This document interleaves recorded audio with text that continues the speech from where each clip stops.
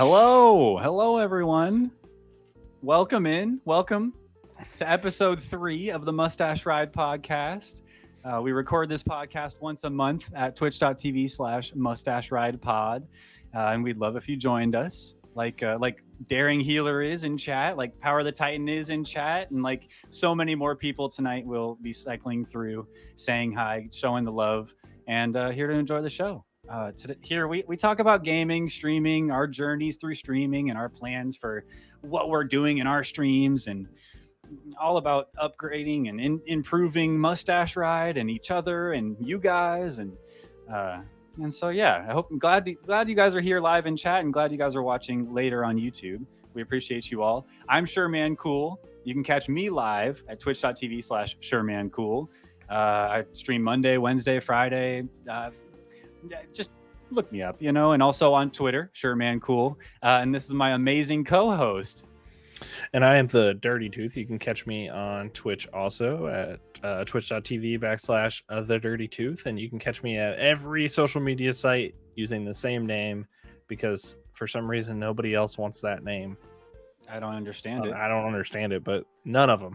I considered it for my name, but then I was like, nah, I think SureManCool is more for me. Yeah, I think SureManCool is a lot better. You'd think more people would, right? I think so.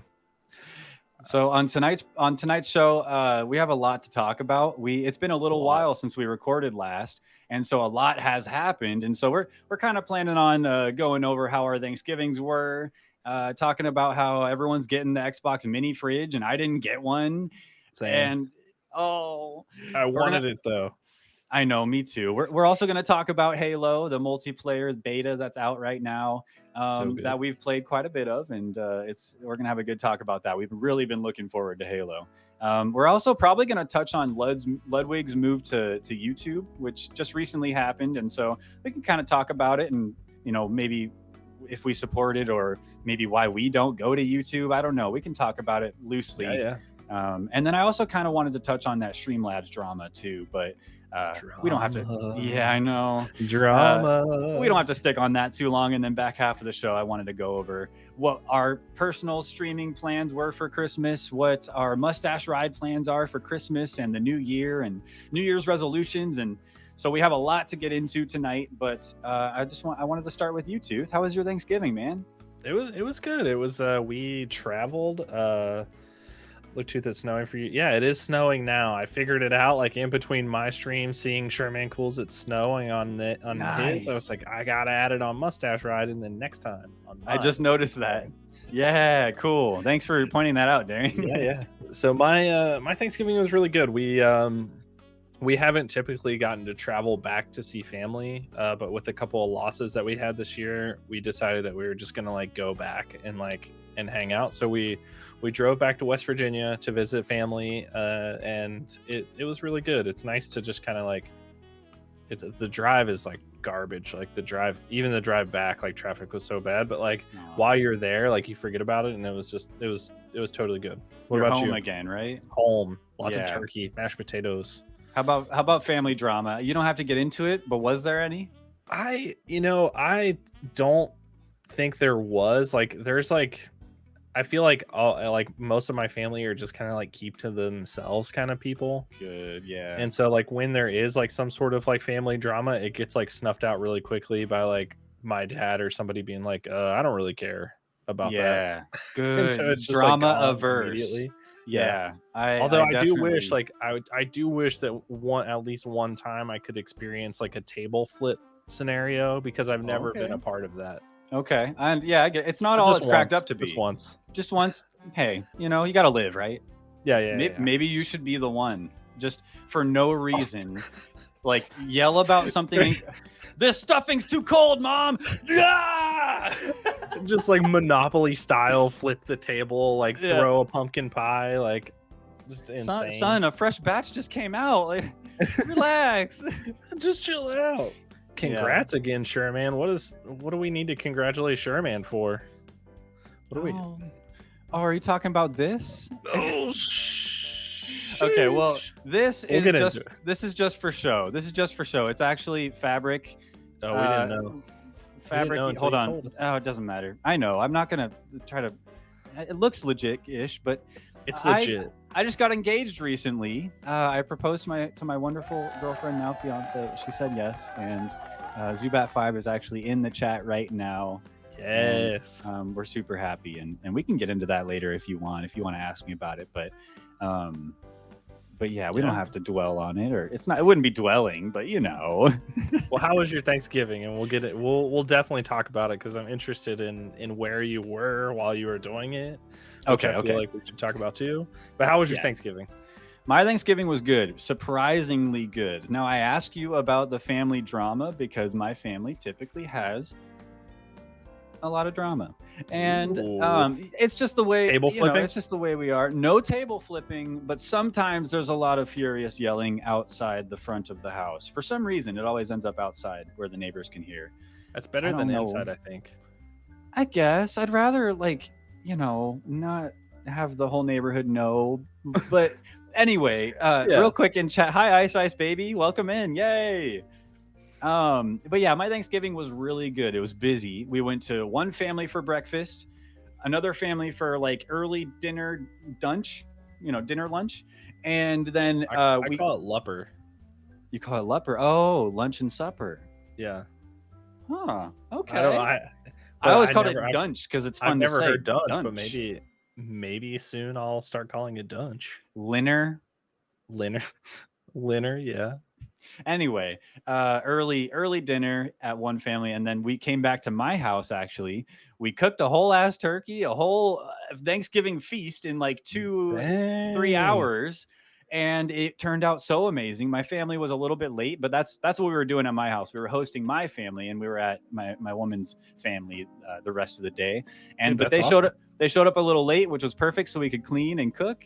And then they showed up and we all hung out and just had a great time, and there was no drama, and it was beautiful. It was a really good time. And so yeah, I had a great Thanksgiving. Who knew that Mustache could carve a turkey?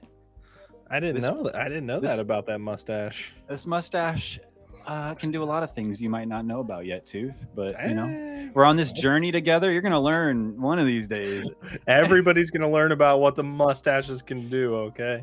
Yeah. Zubat5, my wonderful fiance, she cooked her very first turkey ever, and it was off the instructions, the patented Drew's family way, hot and fast, which is $4.75 for 2 hours. Okay. And you rotate it once, and you pull it out, and then you let it sit for a little while or something, and then it's good to go, and it's like good, it works. So people want to roast their turkey all day and night, and then it's like dry when it comes out. And this hot and fast, baby, $4.75, 2 hours. Trust. I've never cooked a turkey, but I can make a mean turkey sandwich. Okay, like after Thanksgiving. Yeah, after Thanksgiving. Mm-hmm. Have you had deep fried turkey? No, that's like you're like the fourth person to ask me because everybody's deep frying their turkey. Oh, it's like hotter and faster. Right. Probably. That's the true hot and fast. It's good. Oh, yeah. But I've never cooked a turkey. Maybe one of these days. You didn't. I'm glad that she didn't cook it in the microwave. I don't know if you saw that. Like, there's this like hilarious thing like that went around like Facebook of all places for a while that it was like you were supposed to text your mom and tell her like, how long do I have to put the turkey in the microwave to cook it? And it was supposed to be this like long joke thing. Ice Baby got her mom one time, and it was hilarious. It was so good. All caps, microwave a turkey. JK, mom. Yo, yeah, Jaw TV, welcome in, dude. I saw, bro. Loving having all the people in the live chat right now. Again, we stream this show once a month at twitch.tv/Mustache Ride Pod.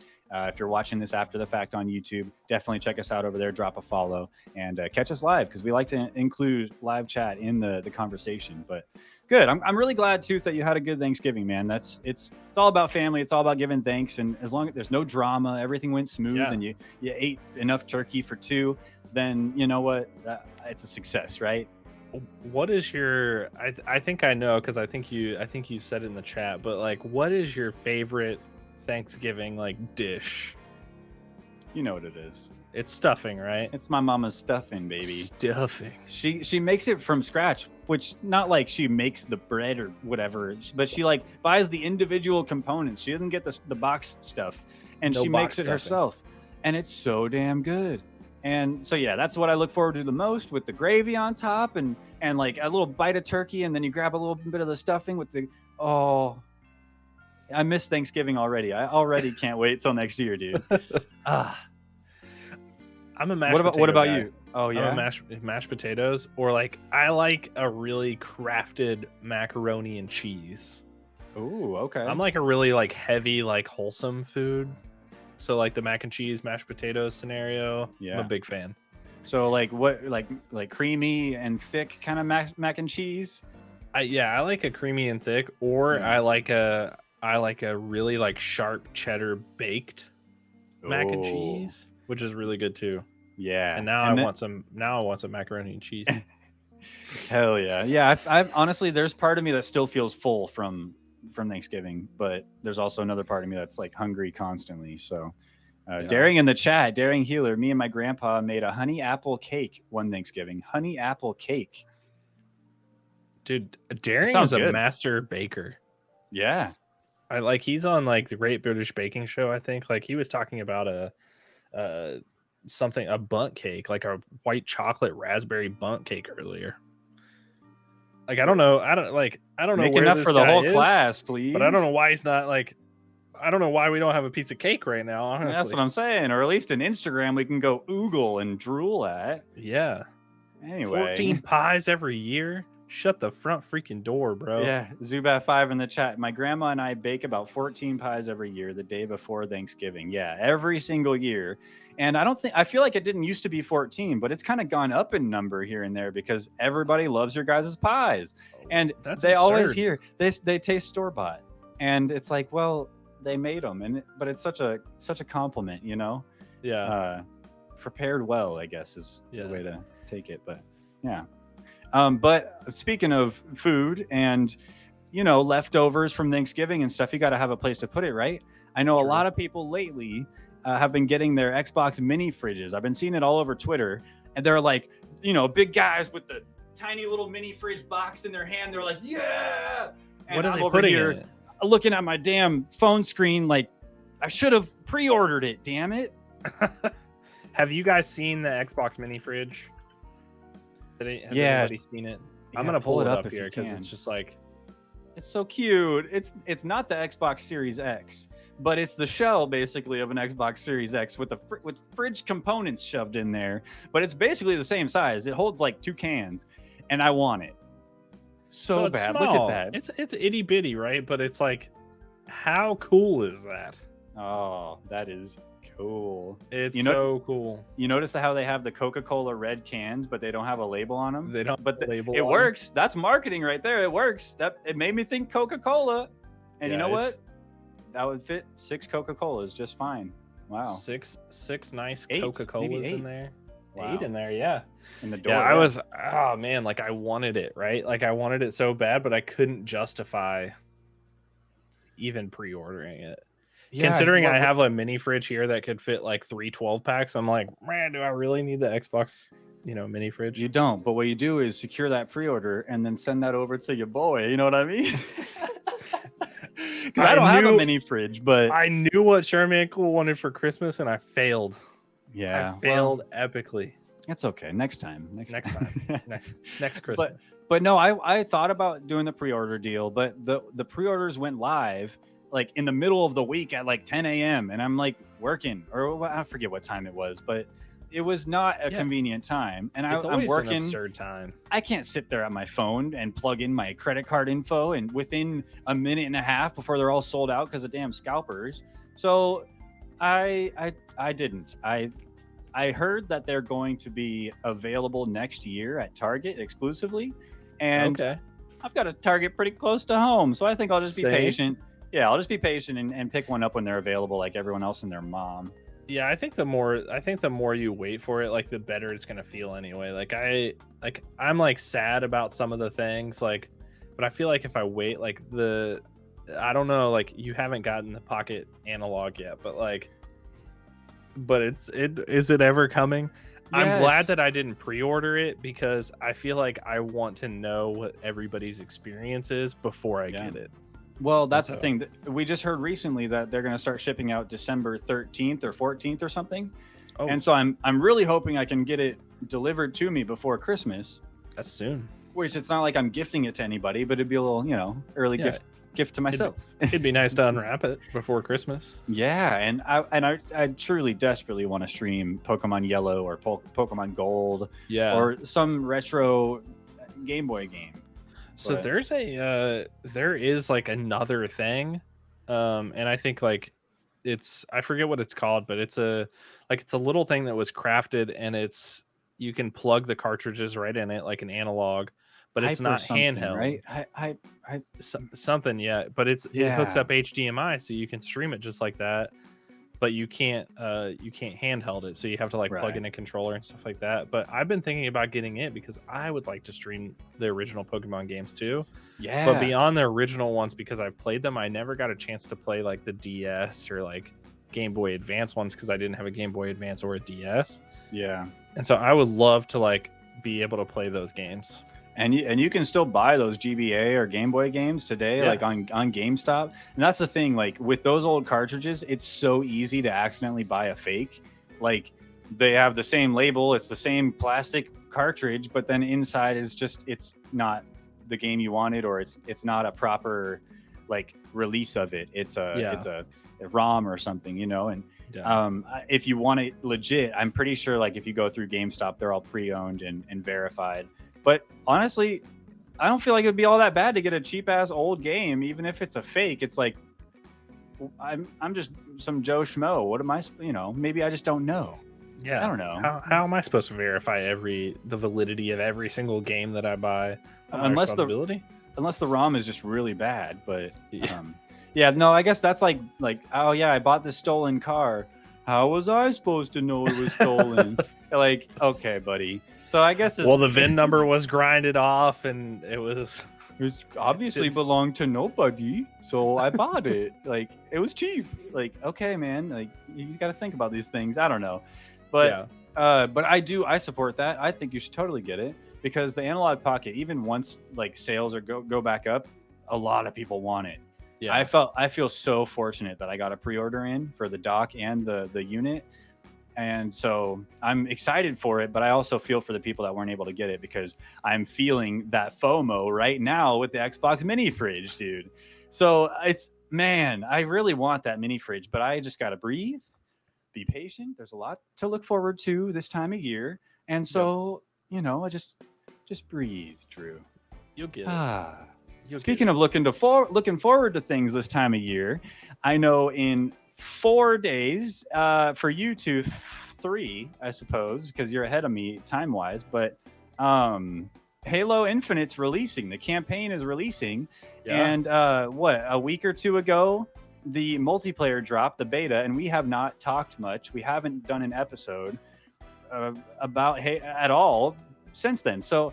Have you played the Halo Infinite multiplayer? I know that's a yes because we just got done playing it. We literally just got done playing. Yeah, so I played it a little bit. So I played it, and I think we talked about it before, but I got a chance to play the beta, which was really really cool. So I got an invitation into that, and it's honestly I have never expected a game to change that much from beta to release.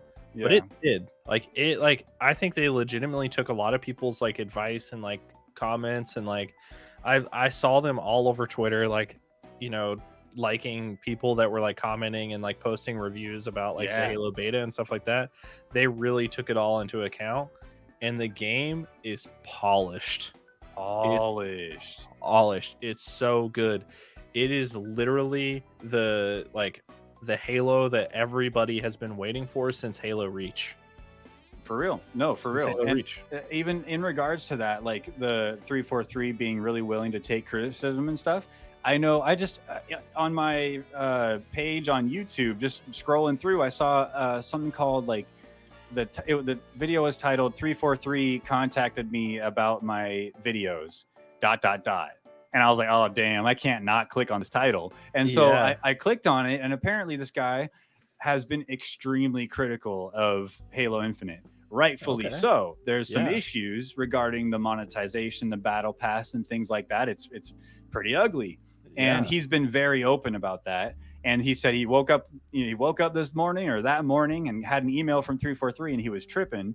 And when he read it, he read that they were genuinely trying to get constructive feedback from him, because they said they watched his videos and and wanted to hear from him more specifically, and they had a back and forth.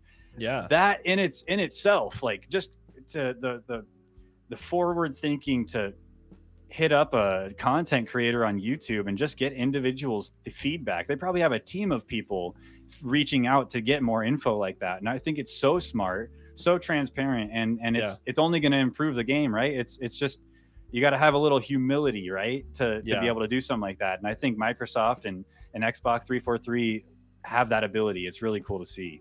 Absolutely. I think they totally crushed it. It's been such a fun game. Like, they added stuff in that you wouldn't expect to be in a Halo game, but it didn't ruin the game.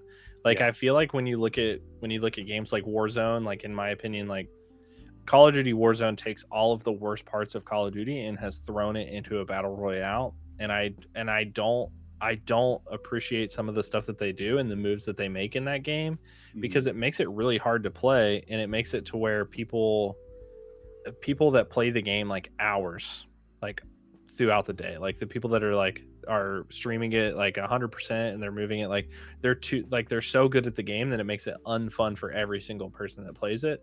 Yeah. Halo is opposite. Like, it's still fun no matter what's happening to you, no matter how much you're raging. Like, it's just a fun game to play because it brings everybody to a central battlefield that's like a different kind of game, I feel like. Yeah, the I don't know, it reminds you that Halo is such a different kind of first person shooter, right? Because like, in Call of Duty, time to kill is pretty quick. Even with shields and stuff, time to kill is fairly quick. Apex, time to kill is a little longer, and engagements you can go back and forth quite a bit. And I think Halo strikes this perfect balance where the time to kill is long, but if you hit your shots, dude, you can beam some people, you wreck them, or get wrecked, because but you always get, sometimes you can get lucky. Your shields break, you go around a corner, and you have just enough time for those shields to come back so you can re-engage before they rush you.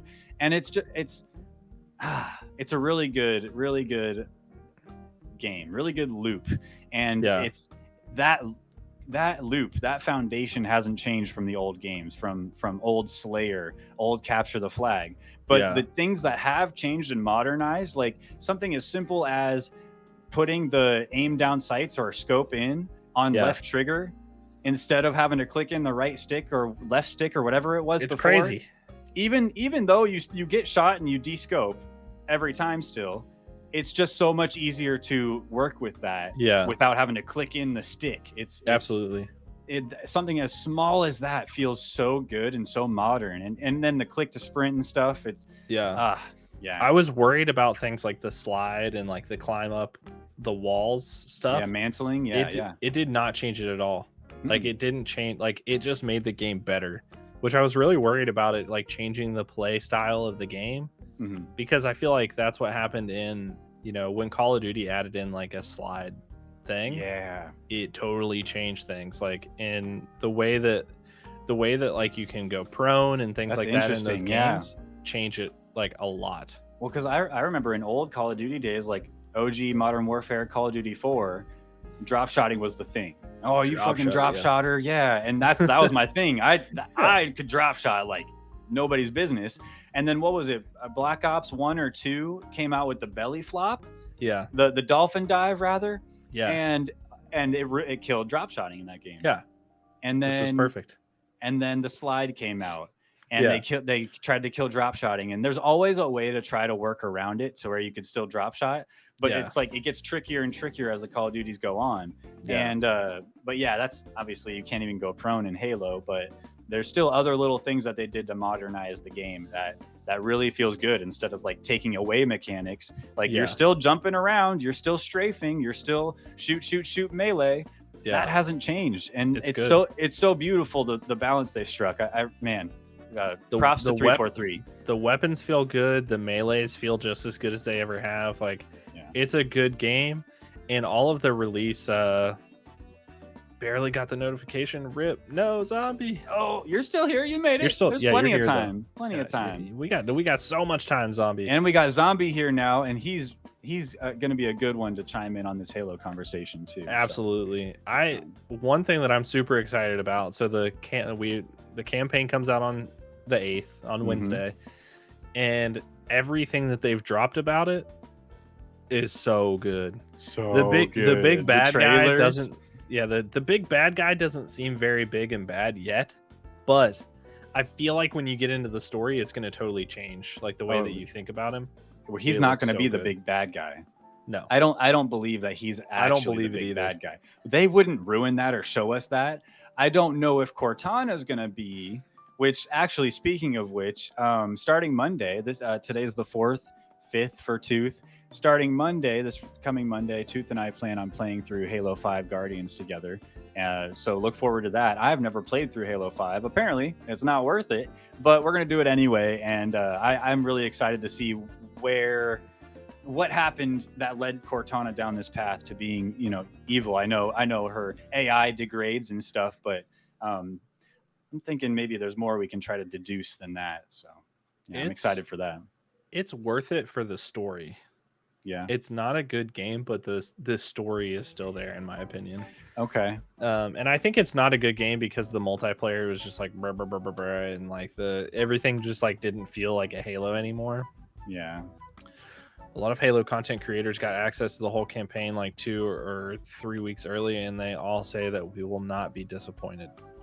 There was I'm gonna be honest with you guys, like there was at no point did I think I was going to be disappointed. Good. Yeah. And I don't think I have been yet, and I don't think I will be. Yeah. It's going to be good, and I'm going to play through it on Wednesday.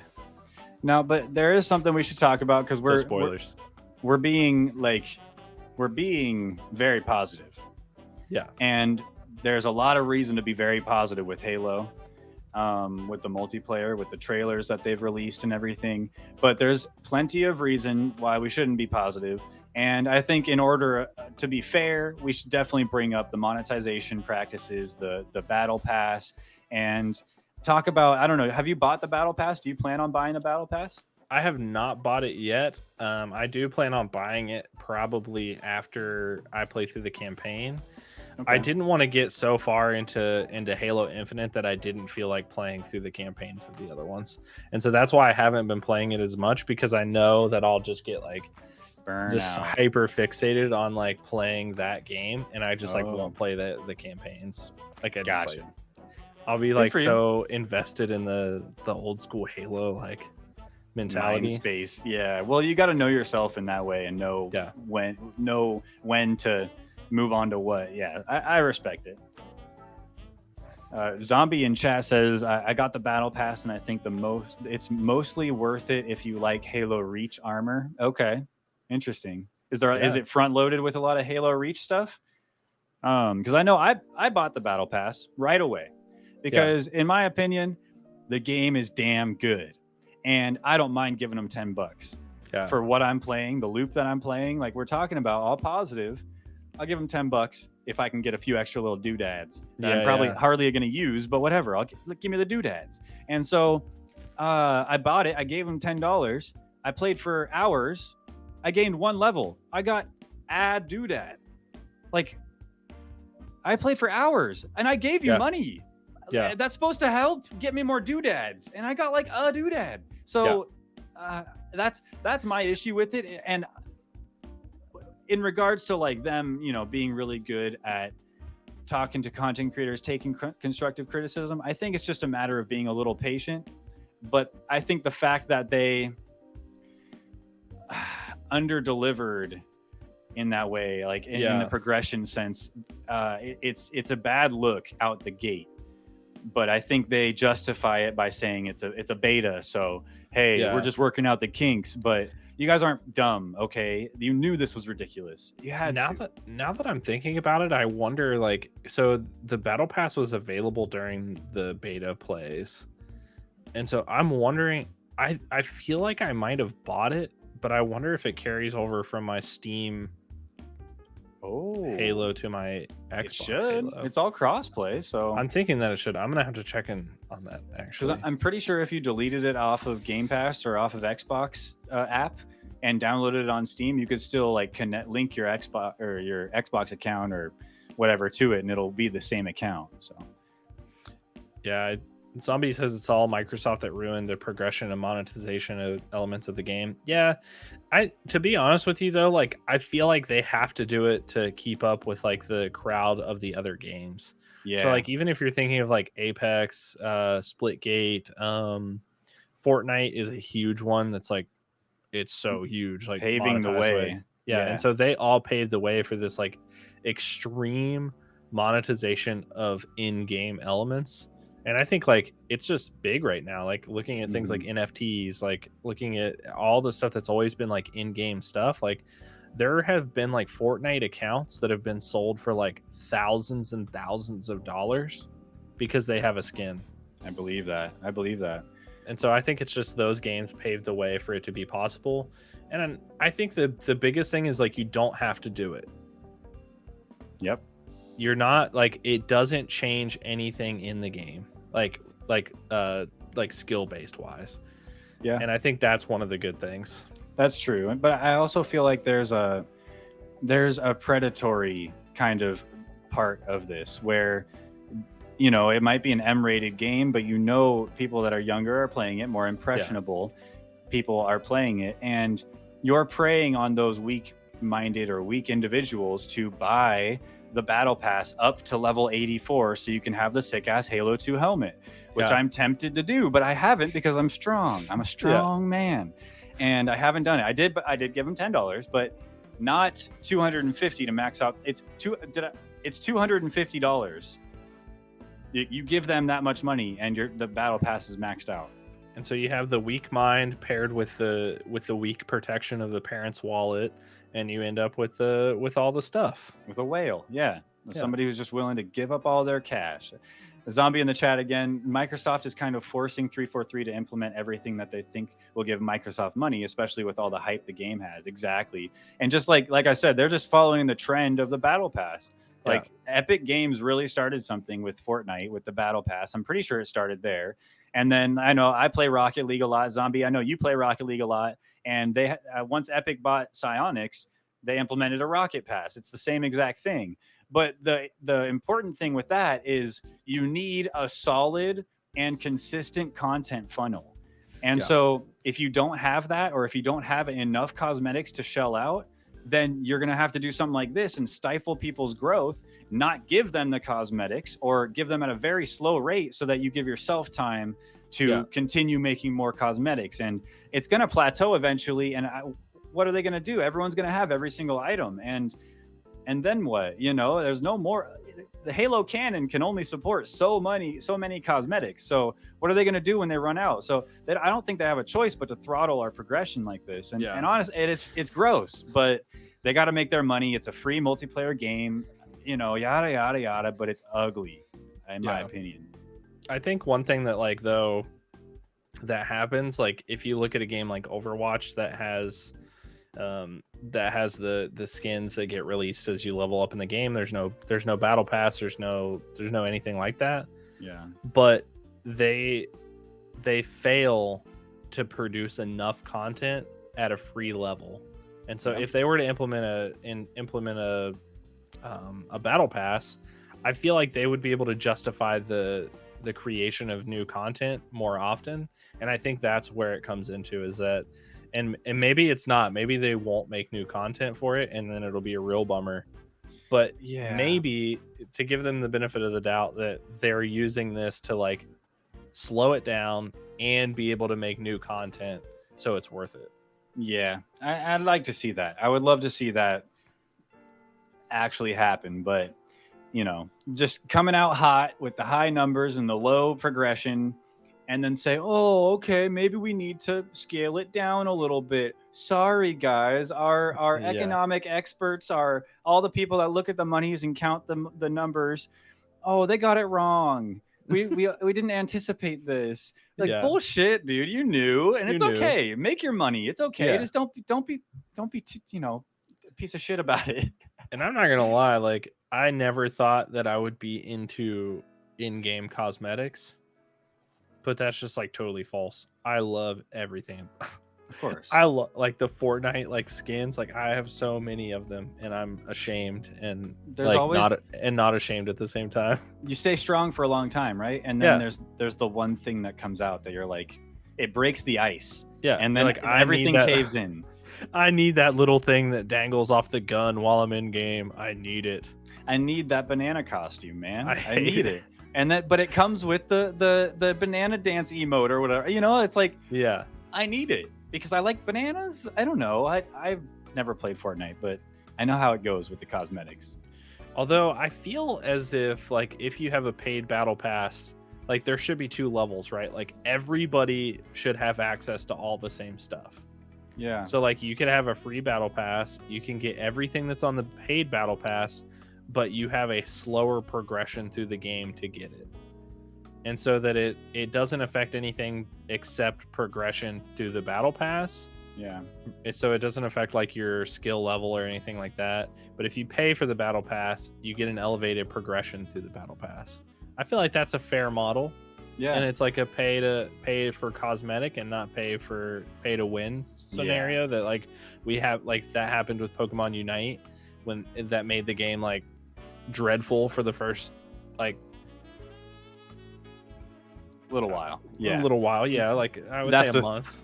Yeah, that's the thing though, because they implemented that, and then everybody was like, "Well, I like this game, so I'm going to buy it, and then I'm going to max these items out that I like." And then at the higher levels, everybody's at the same level because they've all bought in.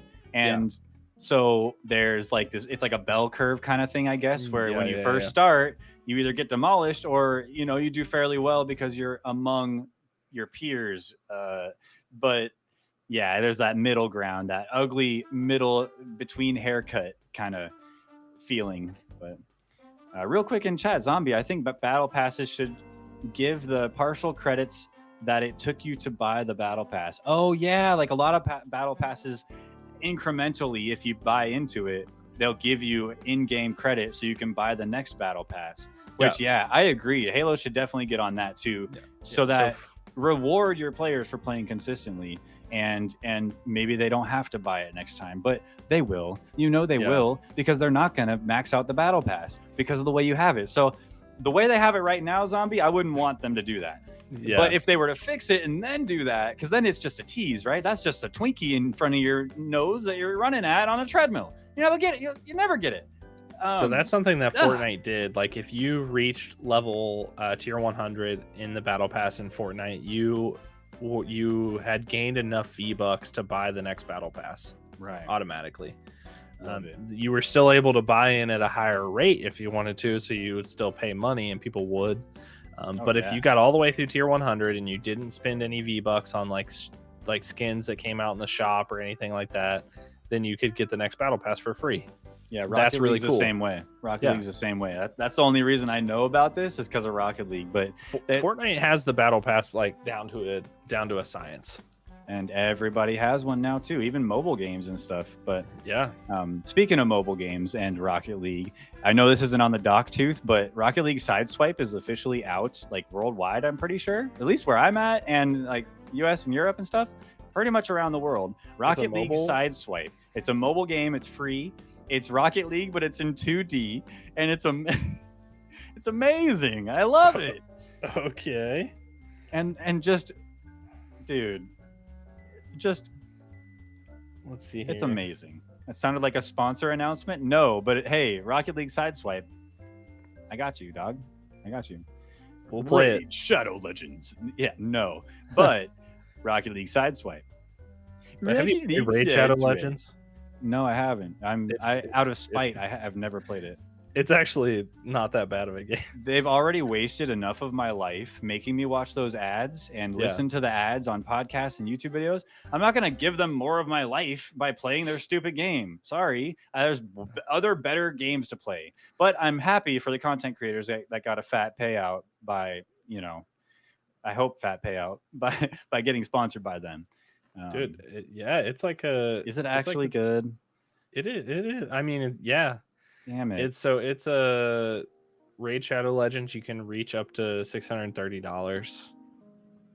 But Wait, what? so you can like Stream Elements has a sponsorship that you can do with Raid Shadow Legends.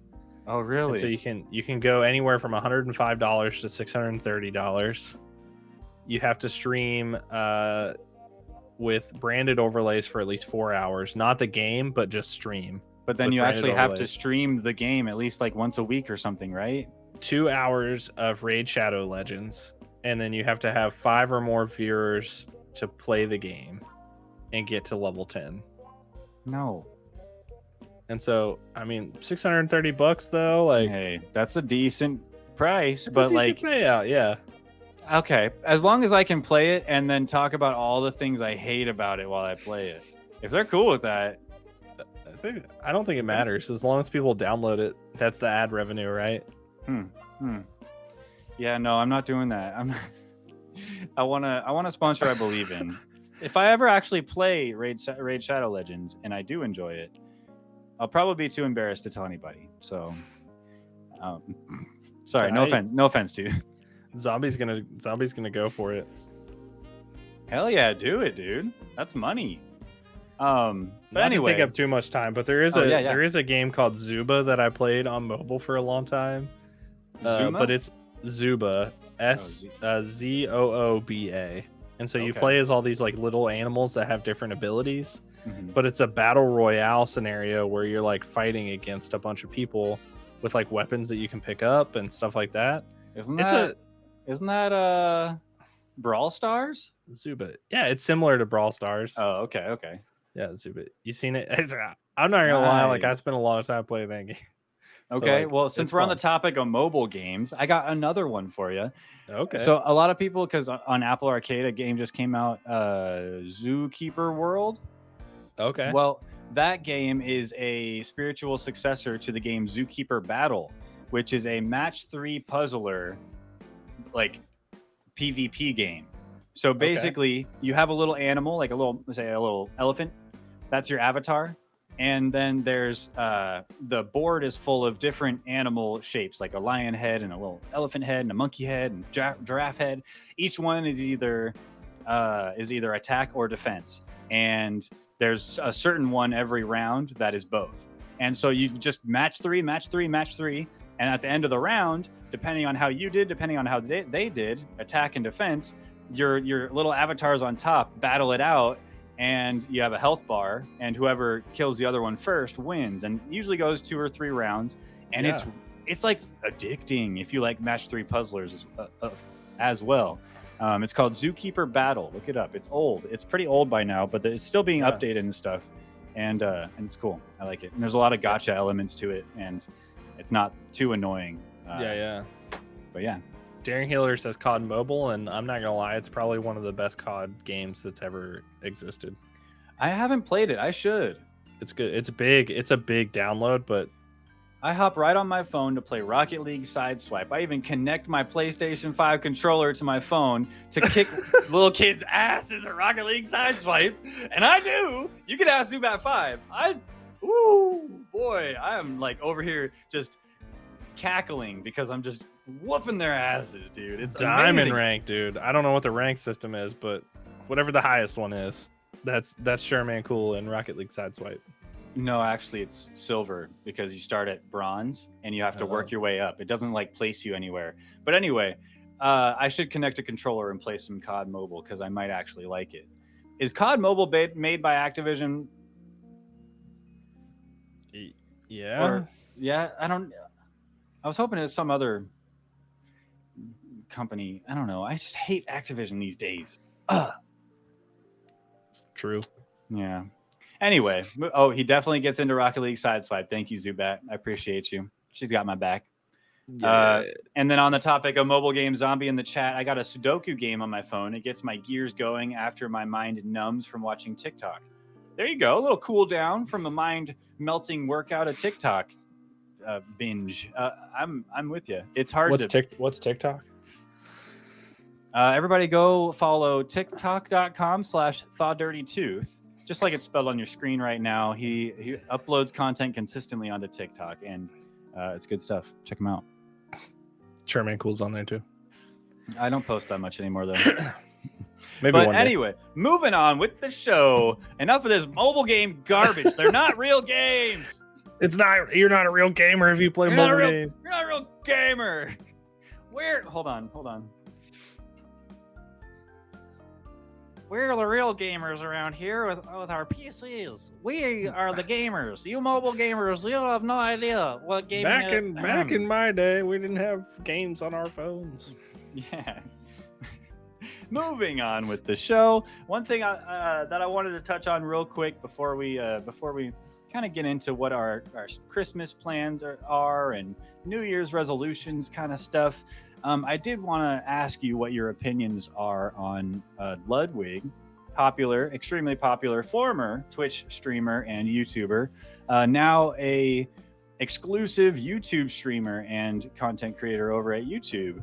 Have you seen much coverage on it? Do you know what are your opinions? So I looked into it pretty heavy, like especially with the recent move, like Tim the Tap Man and Lupo and like Doc being on YouTube now, and especially him like grabbing huge numbers since Halo came out. So I went in there and I really looked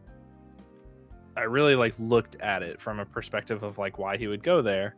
Mm-hmm. And I've seen like on TikTok a lot of people talking about why it's so smart to move to YouTube, and I just I disagree with them wholeheartedly for smaller creators. Because while they're saying that YouTube has discoverability, and I think that it probably does at some level, for sure, it doesn't have the same community that's been built around Twitch.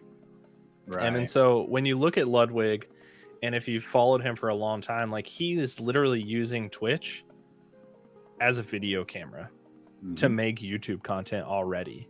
Yeah, that's what he's always been. Like I feel like he's a Twitch guy at heart, like because he's built a community there, but his content is YouTube.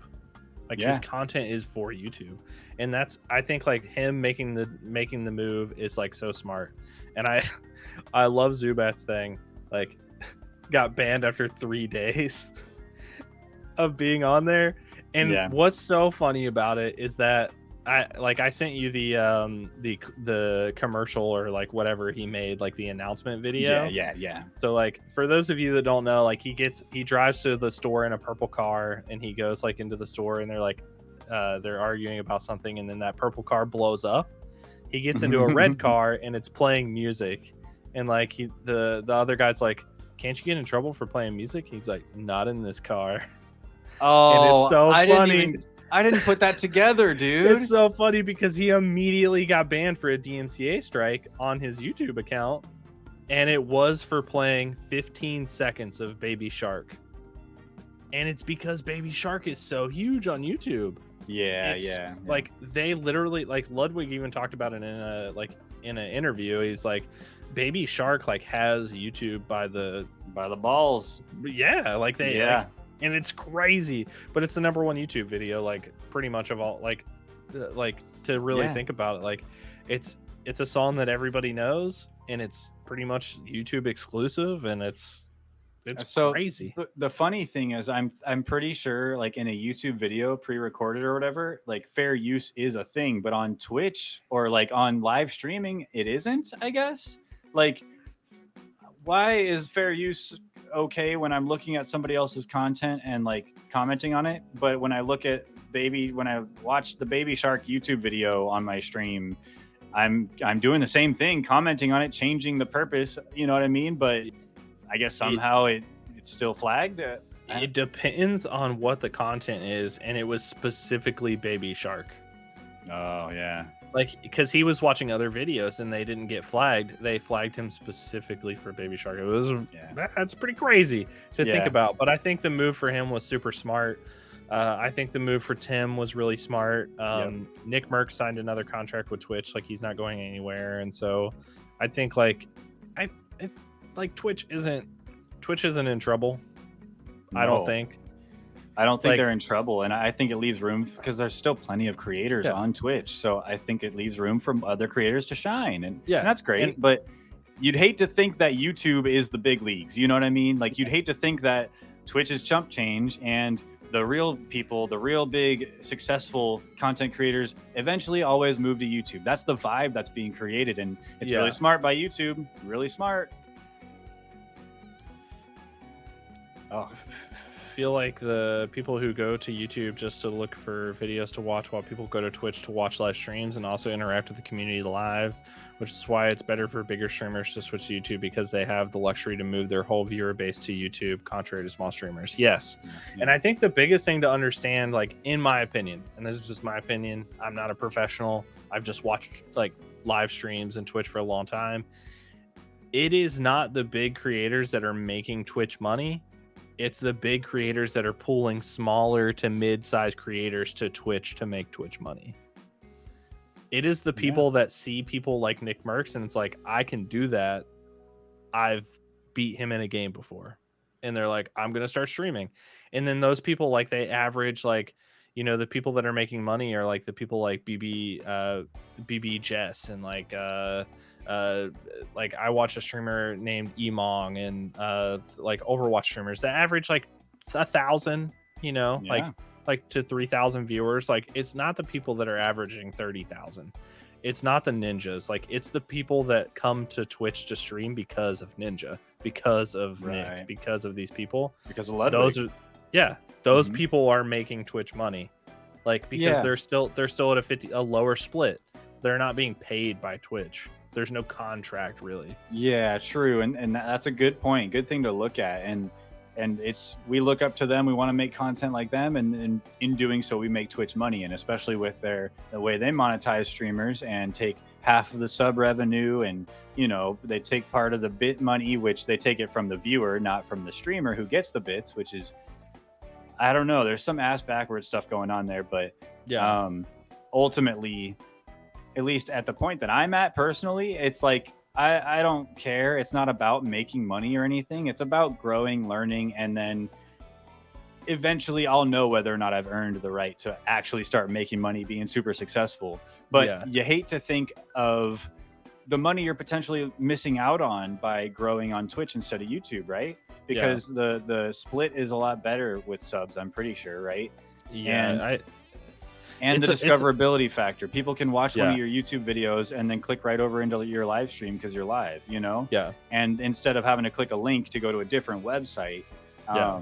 So it's, man, I want to speak on my thoughts on Ludwig moving really quick, because I watched a video that he put out just kind of describing what happened. And bottom line, what it sounded like to me was that he talked to YouTube and he talked to Twitch. YouTube said, we want you and we'll do what we have to do. And Twitch said, all right, man, deuces. And it's like, he got the vibe that YouTube wanted him more and was going to do more for him. And then I think, again, at the level that Ludwig is at, just like what Zombie was saying in the chat, the level that Ludwig is at, he's done making the Twitch streaming content like he always has been. Like he can now move on to bigger, better things. Just like that trailer that he put out for his Switch, like very well shot. Really cinematic, really high polish to those videos, and he has the potential to make a lot better, higher quality content. And it's only because he's grown and gotten to that point. Like you and I can move to YouTube, but it's not going to allow us to do different things, allow us to stream less and make better content on the, you know, otherwise. But it works for him, and he saw that, he compared and contrasted, and from what I got, he really wanted to stay with Twitch. He really did, but they just didn't fight for him, and YouTube just had a better offer. Straight up. And I feel like, you know, when you talk to when I talk to Doc, you know, it's when I hit him up like on his Motorola Razr, when you hear people like him talk, like he's not making more money there because the viewer base didn't stay the same like for any of them, and like even Tim, like the viewer base hasn't stayed the same, but it's allowed them to move to different avenues and not to focus on like the live part as much. Like it's about different things for them, and I think they're just at their point in their careers that it makes sense for them to do it. They've been the live person. Yeah, I agree, and they've moved on. That's where they grew. That's where they built, and they've moved on. Yeah. I'll still watch them. I'll still watch Tim. I still watch Ludwig. I still watch Doc. Like I still watch all of them. Can I tell you a secret? The UI sucks. Can I tell you a secret? YouTube. Oh my god, your user experience blows. It's so bad. Tooth, I wouldn't know. I think maybe once or twice I've ever watched a YouTube stream. I don't go to YouTube for that. And maybe it's like some boomer energy coming out where I'm just change, no. But like I don't go to YouTube for that. I go to YouTube to scroll, find a video, play it, and set my phone down, and I'm watching. Like I don't have to interact. I don't have to engage. I can go look at the comments maybe, but that's it. But like a live stream, I think at least within Twitch's culture is there's so much more to the Twitch stream than just watching a video. Yeah, there's being able to put your 2 cents in, and hopefully the streamer will see it, comment on it, or agree or disagree, and it'll add to the conversation. It's tough, but I really love the culture on Twitch myself. I don't plan on switching to YouTube anytime soon, but don't rule it out because I'm not afraid. Yeah, a little bit, maybe a little bit, but their UI sucks. Like I'll move over there. Like if their user interface gets better, but it is better than Facebook gaming. Is it? Yeah, well, they get 100% from subs. So yeah, no offense to anybody that streams, because I do know some people that stream on Facebook gaming, but it's like you literally like if you go into a chat in Facebook gaming, it's your name on Facebook. Oh, that's right. Yeah, that's really weird to me. Like to be honest with you, like not that that matters that much, but like I think it's just like it's a weird system, and I don't like it, and so I'm not switching either. Yeah, but hey, keep later, keep Ludwig. Yeah, see ya, deuces, later, dude. Call me Twitch because later. But no, anyway, we can move on. I know talking about weird streamy, existential drama is tough, but I think it's something important to touch on here because I think everybody should at least consider what YouTube has to offer with what we're doing. Discovery wise, especially. But moving on, Tooth. Do you have any plans for Christmas, man? Are you gonna be spending time with family? Or are you going out of town? Personally, you don't have to get into it too much, but what do you got going on, man?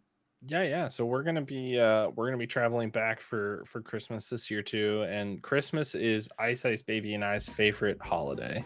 So we have this Christmas tree here is our 3rd Christmas tree in our house. We have 3 Christmas trees, and we're decorated insane. We love Christmas, and so we'll be heading back to spend some time with some family. We typically we don't get to see her dad on Thanksgiving, and so we go there on Christmas, and so we end up having like 4 Christmases that we end up going to, but it's a lot of fun, and it's my favorite back time. And forth to different families. I definitely feel that. Yeah, so it's really, really good, and I'm excited for it because it's like the job that I have, I'm lucky enough that I get from the 23rd until the 2nd off.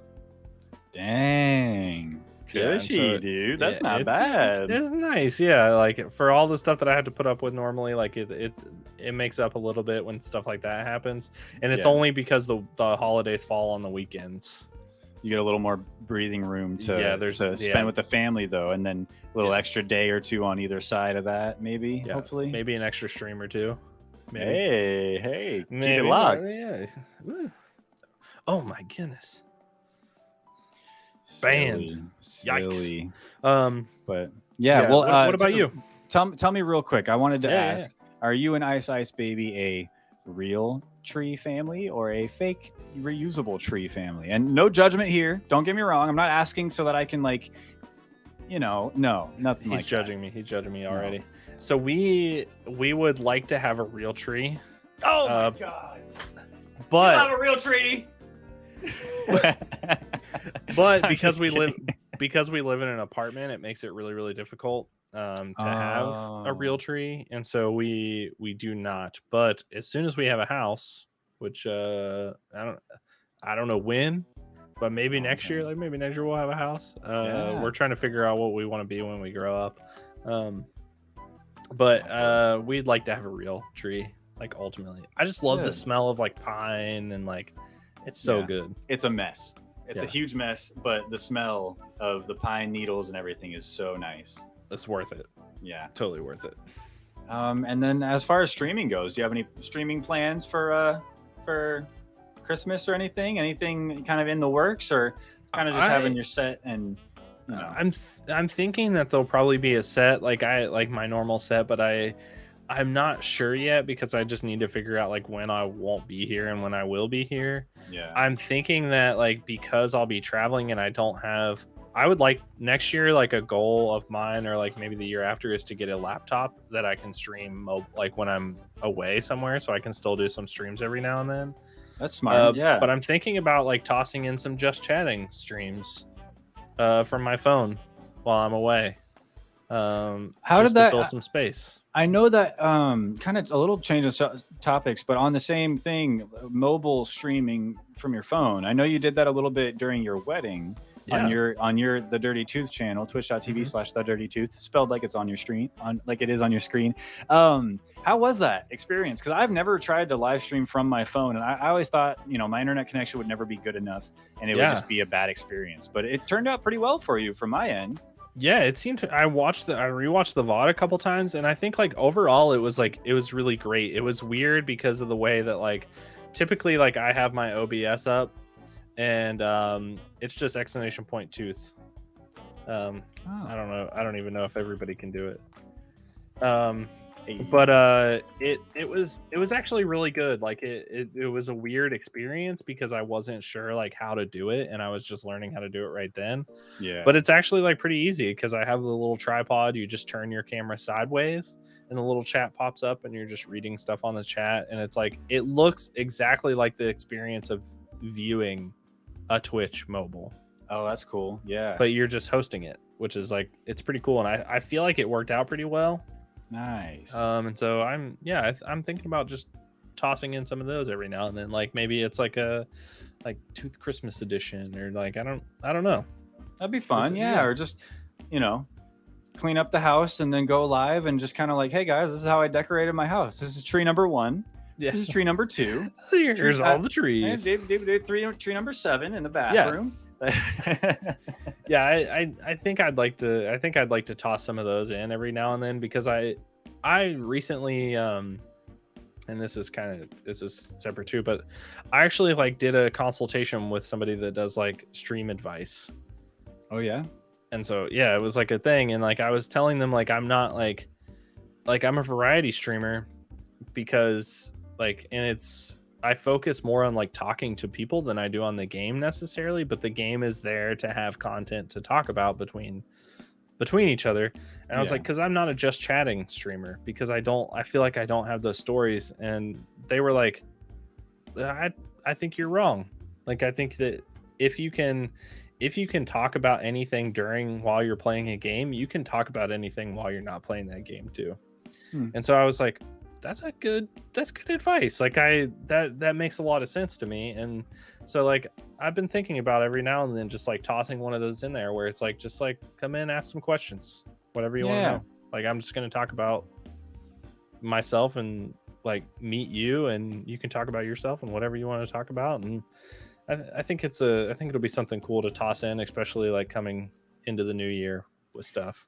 Yeah, I do have a special birthday stream that I'm gonna do. That's like not a holiday thing, but like on Tuesday I'm gonna go live for my first ever birthday stream. Your birthday is a holiday, you silly. Right? Yeah, but it's not like personal holiday. It's not like a Christmas, right? So it's exciting. It's my first ever I've had a lot of firsts this year. So like my first Halloween stream. Yeah. Time, like my first and I didn't get to go live on Halloween because I deleted all of my scenes, so that sucked. But like, oh, that's right. But but I still did Halloween streams. And then like this is my first birthday, the first Christmas, so it's a lot of cool things that I'm like experiencing for the first time, which is exciting. Yeah, and figuring out what you want to do to celebrate it with your community on stream. Yeah, like because I know in past birthday streams, like I know one year all I wanted from my girlfriend at the time, my now fiance, I'll just keep saying it, was to be able to play a game with her live on stream. And so we played through Portal 2, which was pretty short actually, but we played through it and it was such a good time. And that's, it doesn't have to be anything crazy. It doesn't have to be a crazy month-long subathon like Ludwig or whatever. But I think it's important to take any little chance you can to celebrate, even if it's your birthday or whatever. Just create hype on your own stream to get people excited and happy. Absolutely. Happy to be there. Yeah. Noted, zombie. Absolutely noted. I'm you gotta wear the hat. I have to now. I did buy a Santa hat today. Ooh, yeah, not bad. I'm gonna wash it because I feel weird about a Santa hat at a store. You should wash it. Yeah, I don't want lice. I've never had lice in it, but I definitely don't want it. I've had lice. I feel like it's no fun. It's not fun. Yeah, I believe you. I don't want to have it. I used to have big hair, and I was growing up. I used literally, it would come out and kind of out and down. It was like we called it a half row because I had like I had a part right here, and I rake a brush through my hair this way and that way, and it would just be this big. I can't wait to see the pictures. One day. Once I'm brave enough to show everyone, to show everybody the pictures. Yeah. But I'm excited for all the firsts and moving into next year and just like all the exciting stuff that I'm sure is to come into the new year. Yeah. Well, and speaking of which, I know with the coming of the new year, I think next episode will be probably early January, right? And I think that'll probably be a much better time to kind of chime in with our New Year's resolutions, our personal, our stream New Year's resolutions and goals, and then our goals with Mustache Ride. But I thought we might be able to get the conversation rolling tonight. I'm glad you segued us just wonderfully into this topic. So do you have any ideas of things you want to consider to be New Year's resolutions, things that you put on a list that you're willing to take off of the list again because you want to prioritize something else? Any ideas? I know I'm kind of springing it on you, but I think as far as like resolutions, like I feel good about like growth stuff, but I don't want to like feel comfortable with it. And so like I have a goal at the end of this year to be at 200 followers. We'll see how it goes. But I think like moving on to next year, it's going to be about like just like being able to make content and be discoverable on all the platforms. And so like I'm pretty consistent on TikTok, but I'm not as consistent as I need to be. I haven't started a YouTube channel yet, and I just like keep putting it off. But like in the new year, like I want to actually like put forward like a good foot into doing it, like into doing all the stuff that I know that you have to do, like because I know that I have to do it because I've watched every Harris Heller video and I've watched every Nutty video and I've watched every what's the other guy. Oh, there's so many. There's another guy, but I've literally watched every one of their videos, so I know what it is that you have to do. Yeah. And I just like have not done it because whether that's out of fear or whether it's like working full time or what it is, but like if you want to grow, you have to grow. Yeah, it all factors in. I mean, you only have so much time in a day. I'm sure you heard that saying somewhere before. Yeah. There's only so much time in a day, and especially when you're already not getting enough sleep, right? You, me, a lot of us streamers who are working full time, we sacrifice sleep to get this out, to do these things, and it's worth it for us, at the end of the day. Even if you end up making really bad, awful content, it's worth it at the end of the day because you had fun and you're growing, you're learning, and the next one's going to be better, and the next one's going to be better. And I think that's what it's about. But my question is, I'll answer the question too, the best of my ability. But as far as setting goals or New Year's resolutions, what's the strategy there? Because say, okay, I want 1,000 followers, just blanket statement. Like, should I try to overshoot? Should I reach for the stars and then, ultimately basically set myself a goal where I know I'm going to fail, but reaching for it in itself is going to get me higher than I would have without it? You know what I mean? Like, or am I just thinking too much into it? Maybe I'm metagaming. I don't know, but I think it's metagaming, right? Because like I think that if I really put my mind to it, I could be well past the 200 follower mark. Yeah, other people have. I've literally watched people that I've followed on TikTok be like, hey TikTok, I'm starting to stream on Twitch now, and then all of a sudden they have 6,000 followers. That happens in a month, right? It's so fast. Like, there are people that I've literally seen grow a brand new channel, reach affiliate in 7 days, and then have 4,000 followers in like less than 3 months. And so I know that it's possible.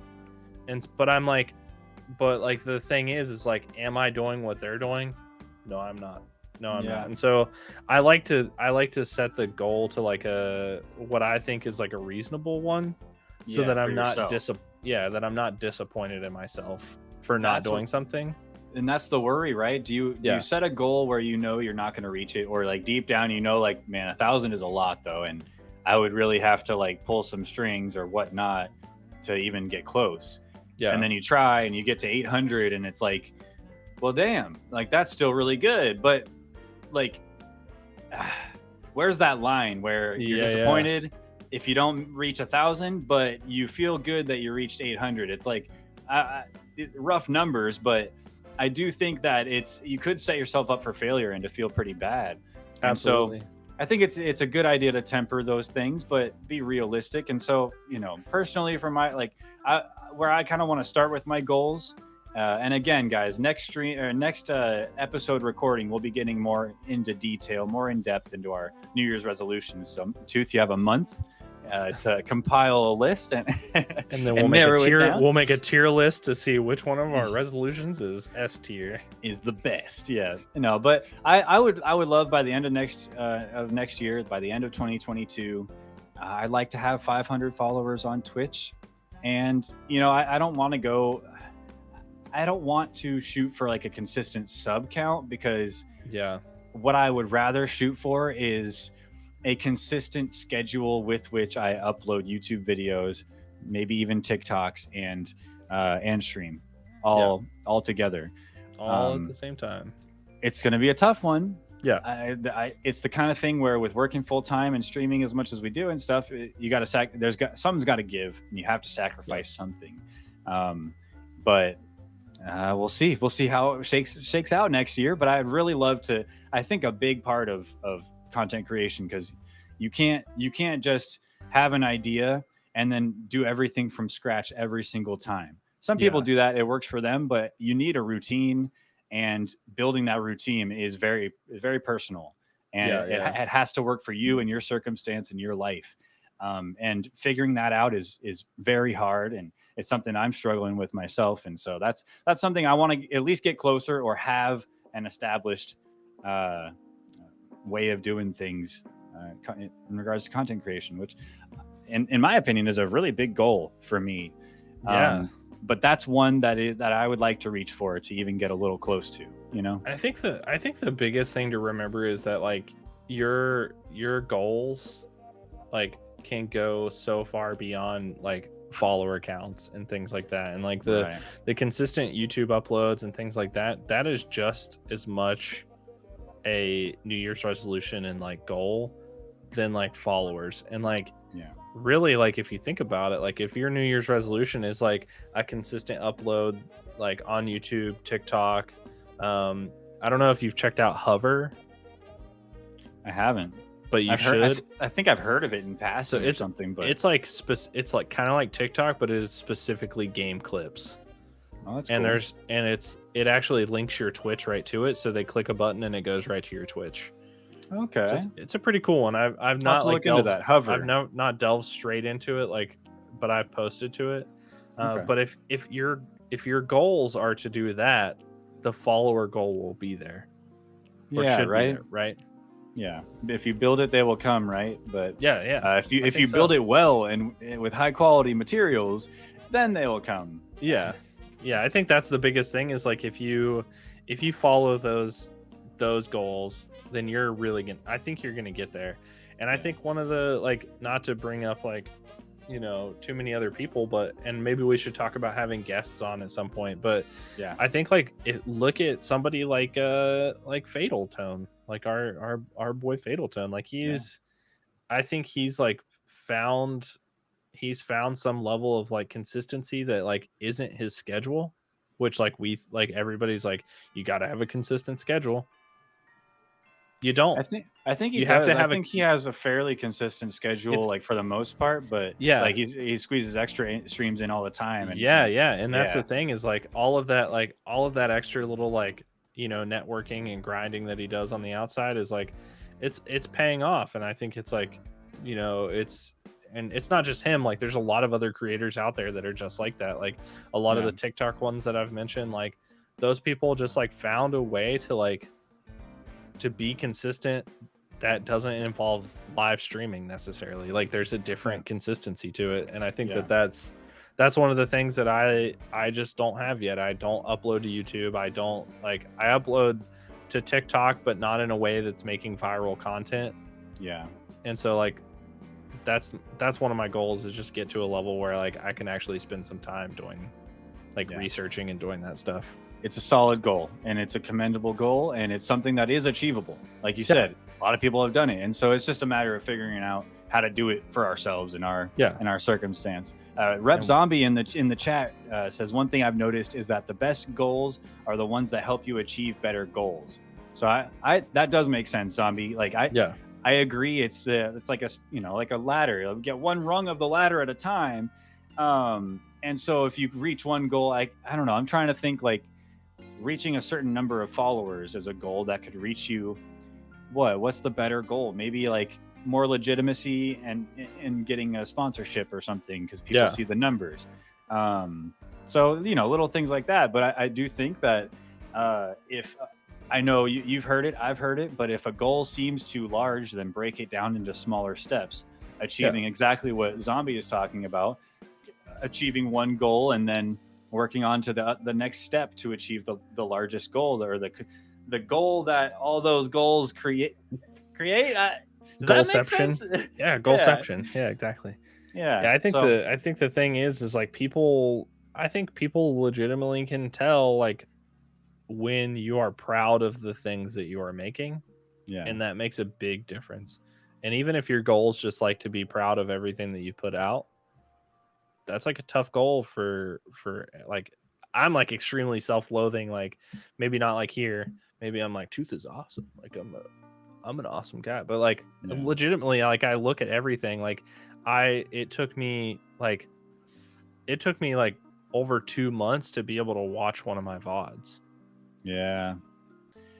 And then you're supposed to like it enough to put it out, so hopefully other people will like it. Right. I'm like thinking about apologizing every time I talk to somebody, and I'm like, and that's one of the things is like you have to get over that, because people can see that. Like I think they can see right through that stuff. But I think that's about it for Mustache Ride, episode 3 of the Mustache Ride podcast. Zombie, Daring Healer, Power of the Titan, Zubat 5, everybody else that popped in tonight, we super appreciate you all being here. I'm sorry if we missed some of your guys' messages. Some of them either we skipped on purpose, just being real, or we were kind of in a flow and we didn't see it. And so I apologize if we missed some of your messages in the live chat. But again, we stream Mustache Ride, our monthly podcast, on twitch.tv/Mustache Ride Pod. Come give us a follow. Come hang out in the live chat when we record. We always post on our social medias, our personal social medias when we go live or before we go live. We usually talk about it in our own personal streams before we go live, kind of hyping it up in our streams. So you can catch me on my personal streams, twitch.tv/SureManCool on Monday, Wednesday, Friday, about 8 p.m. Pacific. And what about you, Tooth? You can catch me on twitch.tv/thedirtytooth with 3 Y's and dirty. Just so you know, so you don't mistype it. But I stream on Tuesdays, Wednesdays, Thursdays, and Saturdays. Peep the Wednesday, which is an added day, so I can raid into my dude in West Coast time here. On Wednesdays. And also remember that on Monday, Tooth and I are actually going to be streaming together. We'll be playing through Halo 5 Guardians in preparation for, of course, Wednesday when Halo Infinite campaign comes out. And then also Monday, we're streaming Halo 5.